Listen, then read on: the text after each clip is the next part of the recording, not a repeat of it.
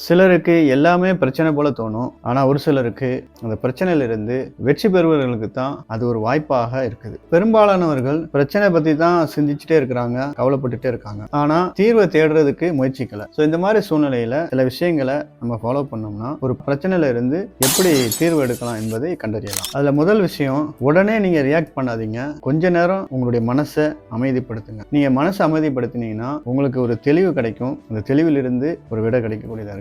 சரியான கேள்வியை நம்ம கேட்கணும். இந்த ப்ராப்ளத்துல இருந்து நான் என்ன கத்துக்க முடியும் அப்படின்னு நீங்க கேள்வி கேட்டீங்கன்னா அதுக்கான விடை நிறைய கிடைக்கக்கூடியதா இருக்கு. நம்மால செய்யக்கூடியதை மட்டும் கவனம் வைக்கணும். நம்மளுடைய கவனம் எதுல இருக்குதோ அதுலதான் நம்மளுடைய எனர்ஜி இருக்கு, சக்தி இருக்குது.